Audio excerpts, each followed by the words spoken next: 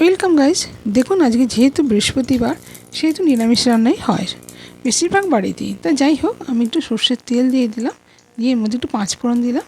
তেলের মধ্যে আমি দিয়ে দিচ্ছি নুন আর হলুদটা দিয়ে দেবো। দিয়ে এবার যে পেস্টটা বানিয়ে রেখেছি সেই পেস্টটা দিয়ে দেবো। সেই পেস্টটা কি, এই যে পেস্টটা দিচ্ছি এটা হচ্ছে সর্ষে আছে, আদা আছে, পোস্ত আছে, লঙ্কা আছে, টমেটো আছে, এই দিয়ে আমার এই মশলাটা তৈরি।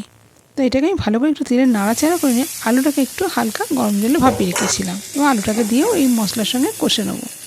তারপর আমি এর মধ্যে এটা ডাঁটাগুলো মোটা মোটা সেহেতু এইভাবে না করলে খেতে ভালো লাগবে না, কিন্তু খেতে এত অসাধারণ হয়েছিল, এক থালা তরকারি সেকেন্ডেই উড়ে গেল।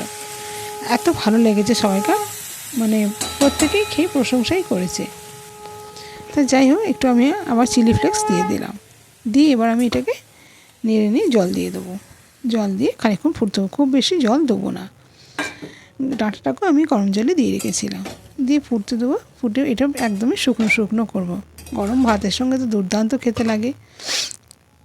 আর যেহেতু যে নিরামিষ খাওয়া হয়, তো এরকম তরকারি হলে তো মন্দ হয় না, ভালোই হয় খেতে। তা আমি সেই জন্যই আপনাদের সঙ্গে, আমার যেহেতু হলো বলে আপনাদের সঙ্গে শেয়ার করলাম। আশা করি আপনাদের রেসিপিটা ভালো লাগবে। যদি ভালো লেগে থাকে তো চ্যানেলটা সাবস্ক্রাইব করুন, পাশে থাকবেন, লাইক কমেন্ট করতে ভুলবেন না। আমার তৈরি হয়ে গেল আজকে ডাঁটা আলু ঝাল। কেমন লাগলো রেসিপিটা?